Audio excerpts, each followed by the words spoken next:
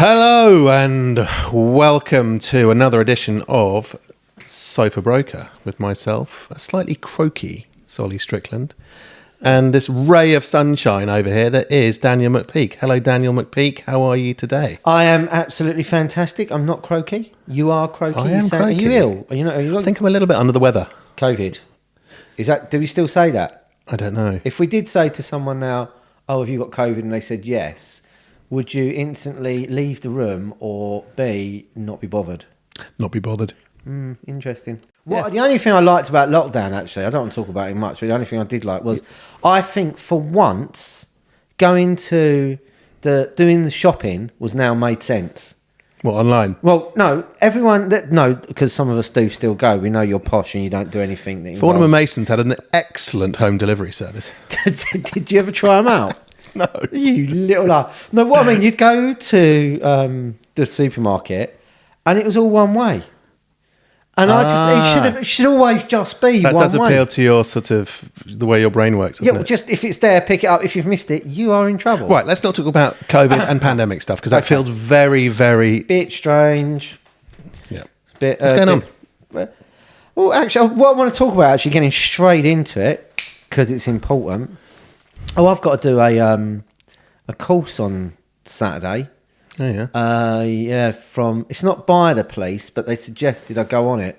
Riding, motorcycle. I thought you were going to say speed awareness. Yeah, I did one of those. I think it's not. It's just like, a lot of my mates said, we're doing this course, you should do it. And it's like, because you haven't been on a bike for so long under someone... Tutelage. I love that. Considering how tired and croaky I am right now. I was struggling with it. I'm pleased with that word. And they're going to tell you everything you're doing is wrong, at which point you'll agree, and then as soon as you ride off, you'll do it. Yeah, but you got a 1300cc Harley Davidson. I've got a what? What? 1400? A what? A big-assed engine Harley Davidson. You just go "Rrr" when they tell you what's going on. It's a 1870. It's nearly a 2 litre. Not the year it was Anyway, made. let's talk about something that's really interesting. So I've done something that I thought was interesting. Recently, I, for the first time in a long time, did a viewing. And there's actually, I remember we used to talk about it a lot, Solly, the art of the viewing. Right? Yeah. Yeah. And I think we need to remind ourselves and the people that are listening. Yeah, by the way, you've got that little smug look on your face. Anyway, carry on. Stop. That's twice today someone told me that. Really? Yeah, my personal trainer said I had a smug look on my face. Are you happy? No, I've just at the moment, I don't beep anymore. So, I'm going to tell you about this viewing that I did. So, It was this £5 million house. Okay. Nice. In a nice road, nice house. Near here somewhere? Been on the market for a few times, in and off, and they asked us to come and have a look. And how did you get in touch with them? Off market stuff. Don't want to bore you with that. I want to talk about the viewing. Was it your network man? Yeah, it was from my network. So it turns up it's a Saturday, so we're not on Rightmove or any of that stuff, and we've got a viewing, and this person's going to come round, right? And so it's, Saturday morning. I've been to see it, and I've had a look round, and I've gone to see it again, and it's the day of the viewing, and I've noticed some stuff that I want to put right, okay? So I pull up to the house. I was on the Harley. So first of all, I get off the Harley and make sure the Harley looks good. Mm-hmm. And then I said to the guy that owned the house, let's position your cars. They're quite tasty motors. I thought you said, let's position your house around my motorcycle. Let's position your cars. They were tasty motors, right? Put them, in, the way. Looking good. As you would put two cars of reasonable value to look good, okay? Sure. And then it's like, right, as I'm talking to him, we're outside. I can see over the fence outside the house looking down. It looks down to a road in front of it. It goes right down. So there's houses to the left and the right, and then there's a left house gap, road going down, and then house. And his house fronts the gap. So he's actually framing, everyone that drives up that road is framing this house. So I'm like, right, that's how I start the viewing. Okay. So I'm like, this is what we're going to talk about. The first thing I'm going to do is when the people turn up, and I said it to him, dear Mr. Vendor, I'm going to take 5 or 10 minutes talking about the view of the house out, what your house looks like to others, the impression your house is creating, the opportunity you have to have the best house around. Curb appeal? Curb appeal, we're going to help them with that. So we did that, and I showed him around the house, and I did some other things that you would probably say anyone would do, but just to remind people of what you do. So I looked in every single house I've gone in, and make sure the toilet seats were closed, they're all. Make sure that there isn't 100 doors open. So, you know, when you open the doors to a house, most people want to do a view and they leave all the doors open, especially on quite a sizable house. You know, it can have a couple of lounges. It might have a study. You know, it can have a swimming pool, big kitchen, garage, entrance. People can just leave doors open anyway. Cloakroom. That's too much information. People start wandering off. Yeah, that's too much information, right? We've always said that. Yeah. You need to give them just enough information and allow them to, when they open the door, it's like, da-na! Do you do that? Da-na bit? I don't go dinner, but also don't forget I do loft apartments. They don't have doors. Oh, you're so cool. Aren't they? Oh, yeah, I know. Let's talk about your house that you've got at the moment in Trinity Square. Is it a house? It is a house. It's a Yeah, how Georgian many floors house. is it? 4. Yeah, has it got bedrooms? Yeah, lots. Yeah. All right, thanks a lot. Not a loft, is it? Are you saying I've sold out? No, I'm just I got saying. older. I'm just saying you. Tell me about your magical mystery tour of this amazing house. Libertines. Important news by the Libertines. So my good friend Pete Doherty, Libertines, his new album's just come out, as you know. Yeah. Have you heard it? I have. I've heard the stuff on the radio. I haven't heard the album. What radio station plays Libertines now? Oh, Absolute and Six Music, I guess. Okay, and it's pretty good. Radio X. It is pretty good, right? So listen to it. So you check the house out. So I did that. All the doors, make sure they're shut. Go for it. Upstairs, up again to the top floor, because the top floor is a cinema room. Okay, so make sure that's it. Maybe make sure the cinema room, if there is one, is playing. So it's on. Did you? Yes. By the way, is it quite weird to have a cinema room at the top of the house rather than in the basement? Well, that was where they built the house. It was the loft. So they built into it and then thought, oh, I don't know, maybe I've run out of windows. So they turned it into a video room, cinema room. Which, if it was my kids, it'd be a gaming room and a dartboard room, because they would throw darts everywhere, and then obviously not at the same time, because when they get to their age, Stanley and Frank at the moment, one of them's 18 and one of them's 15, the best thing to do in the world is hate each other. Oh, right. Yeah. Drives me mad. You'll wait, it happened to Sid and Audrey at Thanks. some point in the future. Yeah. So you check out the cinemas, and we came down to the floor above it. So when I look I know what I was going to say. What I was going to say was, Yes. if you sell this house, Yeah. through someone listening to your amazing explanation and description of it right now, Yes. I'm going to throw you another 10%. You are. 10%. You can have a 10% of my share of the commission can go your way. Okay. Okay, great. Thank you. So if you are listening, by the way, call me first. Don't go straight to Dan. So you go through the house. So I always start looking at the house at the top. So I go through cinema room, bits at the top, what it is. Main floor, right? Main bedrooms. Now, question for you. Do you still use the word master bedroom? No. What do you call the master bedroom? Main bedroom, maybe. Principal. Principal's a bit American. It's a bit wank, isn't it? I think I'd just say main bedroom. Main bedroom. Yeah. There has been, because there was a thing recently in the papers. Actually, I did a little walkthrough at that house. I was still talking about that, but you carry on. I'm just doing a you. The Georgian house in Nodding. The Georgian house I've got for sale in Trinity. Sorry, just by the way, if we sell this house, I did via this, and he actually sells it from someone that phoned up. Go on. I will give him 40% of my half. Anyway, my brain's tired and I can't work it out. So what I was going to say was, when I did that little video, I did a little video tour of the house just to throw out to Not one of the lofts that you usually not one of the open plan pretend lofts. you're doing that Yeah, lot. when Yeah, I you're try and doing look cool and all that kind of stuff. bog standard. Gorgeous house in a gorgeous location. But anyway, what I did do, being a bit old school, is I went, and this is the principal bedroom. Because you shouldn't say it no more. So we don't say it, right? So, and be good. And I agree, we shouldn't. Yeah, don't say it. We use Main bedroom. And to me, I was thinking to myself, oh my God, there's main bedroom. There's 1, 2, 3, 4, 5 of these. So this is bedroom 2. This is bedroom 3. This is bedroom 4. This is bedroom 5. Oh, here's the bathroom. One bathroom. Yeah, no, it had more. I just don't want to go into it because I can see you getting tired.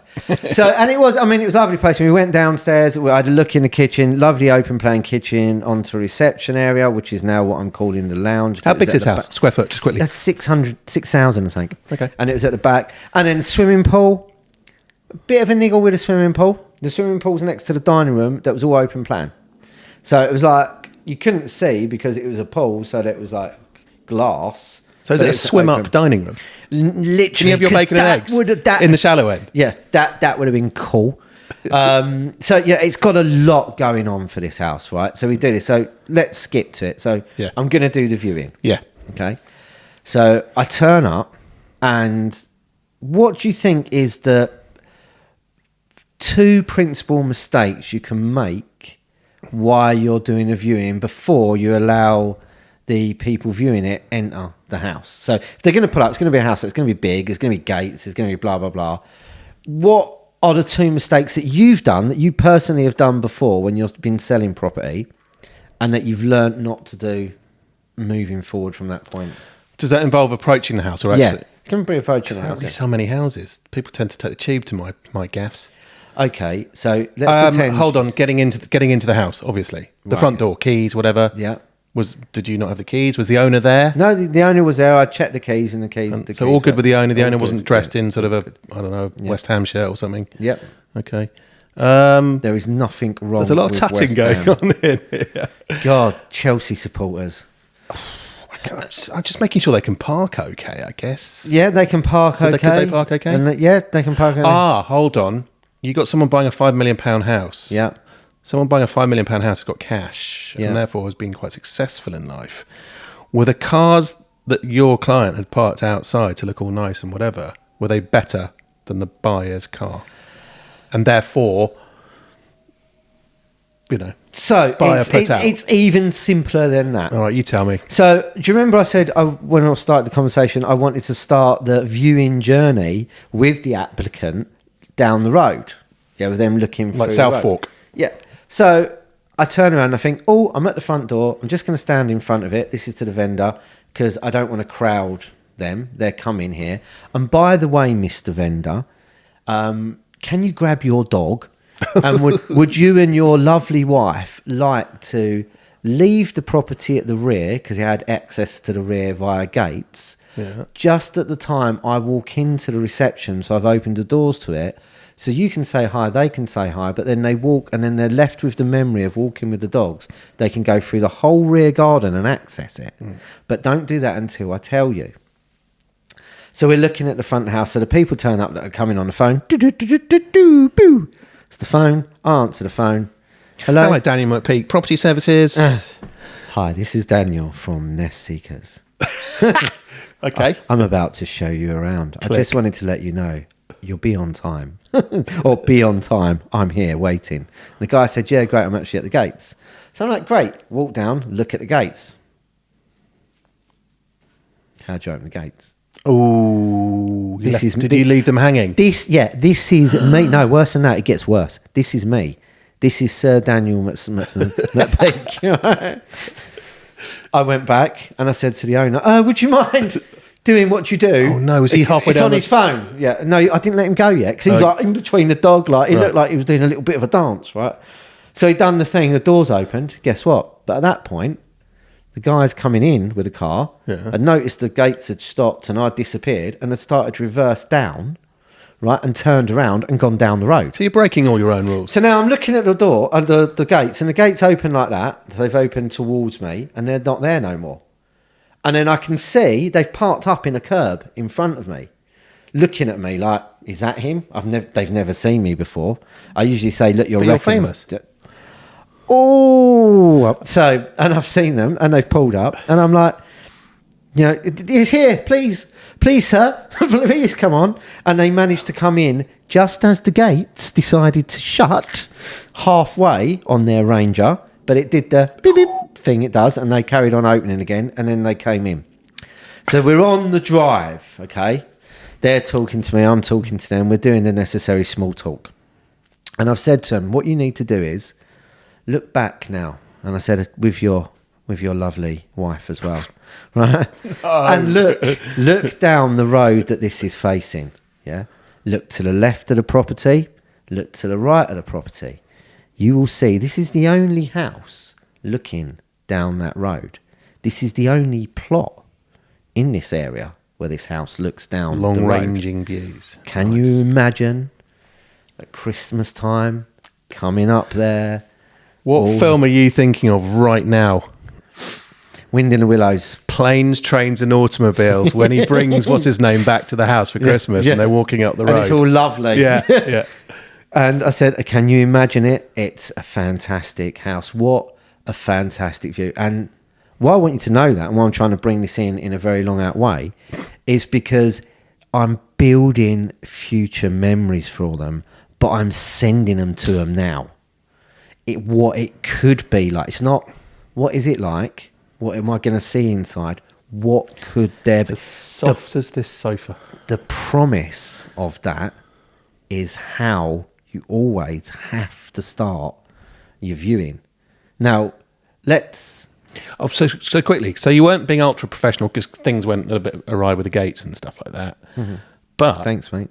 But I know you've mentioned on our academies before about something going wrong can bring you closer together and how you deal with it. It can, because, you know, there's that thing as well. Like, I always talk about it all the time. Imagine a newsreader. People always love it when a newsreader trips up live. Yeah. And there's empathy there. So there can be empathy. Trying to crush their car, yeah, I'm not sure that 100 works. grand Range Rover, that's all right. The other thing I always do as well, and we've told people this before, but I remind them, is, you know, once you've done that, you've built what's could happen, what tomorrow looks like, you give them the promise of absolute brilliance and delivered it in such a way, so subtly, they still don't know that it's actually there yet. You give the man or the woman with you the keys. So there's the keys to the house. Which you couldn't do because... Which I couldn't do, but we're going to say I did. There's the lead to the dog. There's the key. Why don't you open the front door? And emotionally allow them to hold the keys, probably fumble with it a bit. I mean, if it's someone from your ends, probably a bit of a blubbering idiot, probably like, because hang on a minute, does Prince William have keys? No, of course he doesn't. People with white gloves. He's got someone that does it. Yeah, exactly. Right. So, you know, it's fair to say you was used to not having keys. Of course I had keys. Yeah, but did you? Though? Who do you think I am? Did you really have keys? Of course. Did you have keys when you was at Eton? No. Right, there you go. You didn't have keys. So what you like to do is say to people, look, why don't you open the door and go in? That way you're standing behind them when they're opening the door. Their first impression isn't of your fantastically manicured hairstyle, right? Or the t-shirt that you've got on, right? It's in fact them. It's them opening the door, right? There's so much importance in just doing them 2 steps, framing the house from the outside, coming up with something that makes something brilliant about it that they remember, and then allowing them to open the door. The point of them opening the door, I can guarantee you, as sure as God made little green apples, no other agent would have done that for them. That's an emotional attachment now. They've started and they haven't gone in yet. So... Can I ask you a quick question? Given that it's off market, right? Yes. What did they know about the house? Sorry to go back to the beginning again, but what did they know about the house in advance? Square footage, roughly where it was and how many bedrooms. Interesting. So that really is the first viewing. Yeah. That's not overloaded with videos and 140 photos and floor plans online. No. That's kind of become the first viewing, really. Sometimes you don't need that. If you can qualify them online by speaking to them, you know, you will get them to come in. And if they can come in, you're halfway there. And did you get the synchronicity with the client and his dog going for a walk? So yeah, they opened the door, and they opened onto what Solly would call a reception room, which had a little fireplace there. Off to the right, it had a another area and a study to the left, and then the doors are shut again in front of me. So another set of doors shut where the reception area was and where the people were with their dogs. And when we got to that bit, we opened the doors and I said this is the owner and this is the possible to be owner. And they said hi, yeah, and they said hi. And then they ran off with their dog, the friendliest dog I've ever met in my life. No dog biting potential buyer's ankles. No, but it's very good that I sent the dog away because the applicant, the wife, had a fear of dogs. Oh. So, if you're showing houses with dogs in, always try and either ask when the people turn up, before you go in, there's a dog. I do that with kids, quite honestly. Well, I remember, wasn't it you that used to carry around a little packet of dog biscuits? I swear I knew an agent once that used to say to me, Daniel, this is how, this is how I get instructions. Dogs love me. Oh, it's what's his name, isn't it, from Upper West Side? And I was like, no. And I was like, really? No, some gays were from my end, right, proper part of the world. And he said, yeah, I have some dog biscuits in my pocket. And whenever I go to a house and they've got dogs, he said, I'm always on the side feeding them a little dog biscuit. So it loves him when he goes back. Yeah. He said, so they love me. Yeah. And the people go, oh, didn't you get on well with that vicious little Rottweiler? Or other breeds of dogs can be equally as vicious. Jack Russells. Yeah. So it was that kind of thing. So pulling that apart, just taking people through it. So when you want to do a viewing, let's remember it's your turn to be on show, right? This is the chance where you have to make sure you've checked everything, right? So I didn't check anything on them doors opening at that point. That's just bad luck. Yeah, I know, but... And it's your first viewing. But I should have known. Yeah, I should have checked. I think because it's off... So that's interesting, because I actually, in the round, I think viewings are for shit. I think they're pointless because everything's happened beforehand. But big house, off market, probably a one or two time hit, should we say, in that situation. Really important. So a complete swing from the norm. So a 3-bed sort of garden flat in Fulham at 1.25 million, of which there are loads, and everyone knows exactly what they're going to be seeing. It's just a question of whether someone isn't going to sort of murder them at the front door. The viewing, I think, is just, it's bollocks. That's why Viewer exists. Ah, do you know what I mean? That's why but you're viewing. Oh, okay. Yeah, but that's why I totally disagree with you. I think the viewing as an art. I think also I'm covering for one of my big issues is that because of the kind of properties I've been showing for most of my career, there isn't much showing around to be done. So I've never really had to do that kind of thing. When I facetiously say to people, well, there's no point pointing at a bathroom and saying that's a bathroom. So you've got to remember where I was. I was memory building a moon setting in the beginning. So you talk about Trinity Church Square with that house. How would you... Available to buy. How would you do DM that there? Because it's opposite a famous church. Yeah. Would you not bring any of that into the No, viewing? of course I would. I think for that one, that's a viewing. And again, it's off market, actually. Okay, so what about if you take like Lawn Lane? Yeah. We know it's a top floor penthouse. Yeah. Where would you meet the people that are coming to see the property? And before you answer, would you meet opposite in Vauxhall Park and say, meet me here, or would you be standing there indoors with the concierge with the keys? That would be weather dependent. Yeah. If it's opposite a park. It's a hot day. Just pretend it's a hot day. You'd probably say, I'll meet you on the corner of the road where the park is or something. I think meeting someone in a park is weird for a viewing. Okay. I think with that one, because it's got direct lift access, there's all sorts, I think with that one, because it's got direct lift access, then the client's really created the curb appeal already, hasn't it? Yeah. This is the thing. You've gone straight to it to get in the lift and get up, right? I can't present anything more other than... No, there's nothing... You can build atmosphere at this point.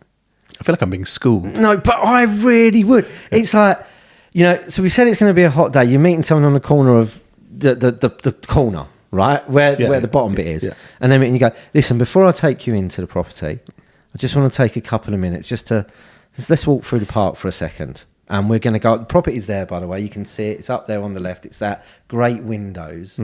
Let's have a look through the park so we can have a look back at the property front on. Right. You're better than this at me. Of course I am.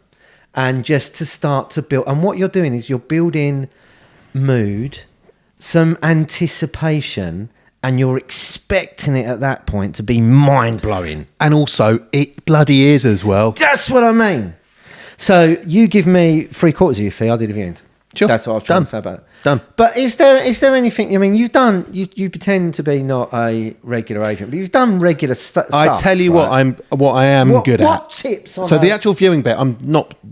Whatever. It just depends, and also depends what the person's like, what the property's like. If it's just a fucking great big studio, what are you going to do? Yeah. No. For me, because I've obviously done these sort of lofty things all over London. For me, the curb appeal bit is more about, and the softy bit is more about the area. So sometimes we're going to be, like Neil's Yard one, was something like that. It's kind of almost sells itself. It's just, but something, if you go to sort of the outer reaches of Camberwell or the wrong part of Brixton, some of the places and East End of London back in the olden days, no one would go to Hoxton Square, would they? No, and you had to then educate them on the area, less so these days. But I mean, I think that was the thing for me. So, like, for example, the South Bank. Yeah. That stretch from, shall we say, Tower Bridge to Waterloo Bridge. Nobody knows it better than I do from the whole stretch. Yeah. I'm not a Shad Thames agent. I'm not a Bankside agent or Waterloo agent. I've done all of them and going back south. So I can speak really, really well of the area, like the journey it's gone from being a barren wasteland with just Bankside lofts and Harry Handelsman and all that stuff to when the Tate Modern opened and what that did to the area, to when Neo Bankside was built and what that did and all that sort of stuff. So that's been my kind of professionalism, I guess. So if you was to, give, say, the boys and girls out here that are dealing with stuff, they're not going to just be loft stuff, they're going to be just regular stuff as well. Yeah. Would you take time before, so if you was to rock up at a 3-bed mid-semi, the 600 grand, in Acacia Avenue, do you think it's worth putting the energy into it that I just spoke about? Yeah, I think and actually, hot topic, buyers and sellers market, mortgage rate, everything that's going on in the world. Is it the great market that everyone said it's going to be? Possibly not. Yeah. So actually, when it's a seller's market, you kind of don't. We've all been through it. I'm not saying that we're lazy because you still got to get the listing and you still got to do all the stuff and still got to put dip into your pocket and spend money on the listing. So it's not like we're being lazy, but you know what it's like in the good days when you've got 10 people waiting outside to view it.